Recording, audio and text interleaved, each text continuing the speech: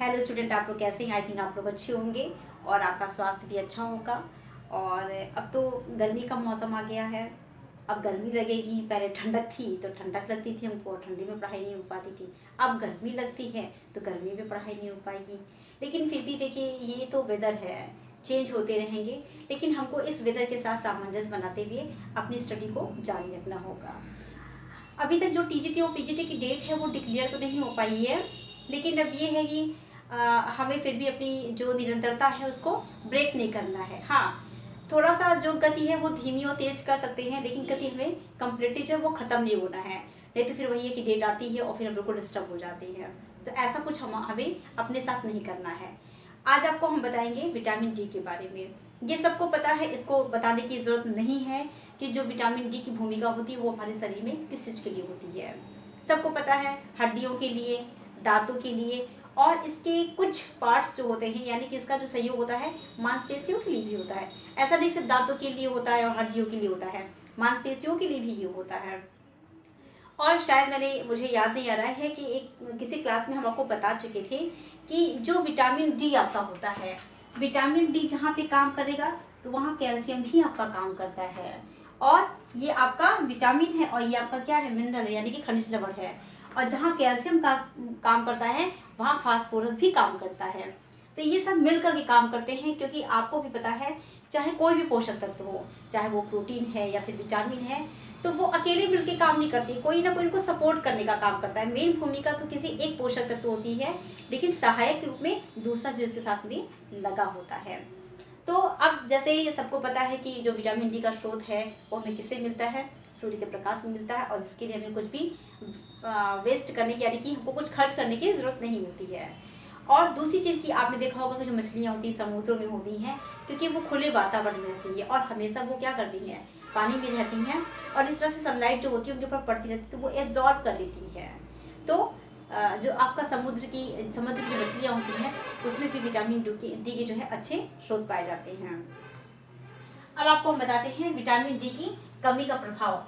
अगर हमारी, देखिए एक चीज़ आप हमेशा याद रखिए बेटा, कि किसी भी पोषक तत्व की अधिकता हो जाएगी तो भी समस्या होगी, और अगर कमी हो जाएगी तो भी समस्या हो जाएगी। तो इसलिए हमको क्या है कि हमारा जो एक पोषक मान है वो बहुत ज़्यादा कम नहीं होना चाहिए, ना बहुत ज़्यादा होना चाहिए, एक बैलेंस में होना चाहिए। तो आज आपको हम बताएंगे विटामिन डी की कमी का प्रभाव। तो विटामिन डी की कमी से होता क्या है, सबसे पहला रिकेट्स होता है, जो कि स्पेशली बच्चों में, जिसको हम सूखा रोग बोलते हैं, ये स्पेशली बच्चों में होता है। और बच्चे में 6 माह का बच्चा हो गया, 6 माह से लेकर के 2.5 वर्ष तक के बच्चों में ये पाया जाता है। फिर टिटेनी, आपका ये बालक में और बड़ों में दोनों पाया जाता है। दांतों का सड़ना, ये दांतों की जो सड़न होती है स्पेशली बच्चों को ज़्यादा होती है, बड़ों को तो नहीं होती है, लेकिन ये कि बच्चों में ज़्यादा ये पाया जाता है। फिर ऑस्टियोमेलाइटिस जो कि वयस्क को होता है। अब हम इसके लक्षण की बात करते हैं कि अगर किसी बच्चे को रिकेट्स हो गया है, यानी कि सूखा रोग हो गया है, तो उसमें कौन कौन से सिम्टम दिखाई पड़ते हैं। जैसे खोपड़ी का अग्रभाग देर से भरना। जो खोपड़ी का जो अग्रभाग है, जो आगे का भाग है, वो देर से भरेगा। क्यों? क्योंकि उसके शरीर में कहीं ना कहीं विटामिन डी की कमी है। फिर खोपड़ी की हड्डी होगी वो कोमल होगी, कमजोर होगी। कबूतर छाती, उसकी जो छाती होगी कबूतर के जैसे होगी। जोड़ों में दर्द होगा, पाचन क्रिया भी उसका सही नहीं होगा। अगर हमारे शरीर में किसी की अधिकता हुई या कमी हुई तो हमारे डाइजेशन पे बहुत उसका इफेक्ट पड़ता है। फिर आता है थकान, क्रोध, चिड़चिड़ाहट। उसे थकान भी होगी और क्रोध भी होगा और चिड़चिड़ाहट भी होगी। अब आती है टिटेनी। टिटेनी में क्या होता है, इसमें तीव्र दर्द होता है, ऐंठन जैसी हो जाती है टिटेनी में। दांतों का सड़ना, ये सबको पता है कि जब आपके दांत सड़ेंगे तो आपका दांत कैसा होगा, स्वस्थ नहीं होगा, कमजोर होगा, जल्दी से गिर जाएगा, आप किसी चीज़ को अच्छे से खा नहीं सकते हैं। ऑस्टियोमेलाइसिस में क्या होता है, इसमें जो हड्डियाँ होती हैं वो कोमल होती हैं, कमजोर होती हैं, आपके कमर में दर्द होगा और आपकी जो मांसपेशियाँ होंगी वो भी कमजोर होंगी। तो आज का जो वीडियो है तो ये है आपका विटामिन डी की कमी का जो प्रभाव है। तो देखिए बच्चों, आपसे हम डेली कहते हैं कि देखिए बहुत लंबा वीडियो तो अभी नहीं बना सकते हैं, क्योंकि अपनी मेरे साथ बहुत व्यस्तता है। अभी हम कॉलेज से चल ही आ रहे हैं, लेकिन अब ये है कि समय निकाल करके आपके लिए हम वीडियो बनाते हैं।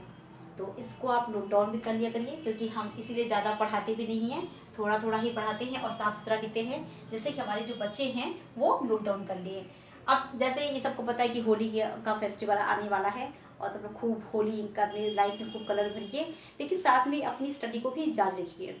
दूसरी चीज़ ये कि हो सकता है कि इसके बाद आपका एग्ज़ाम भी हो,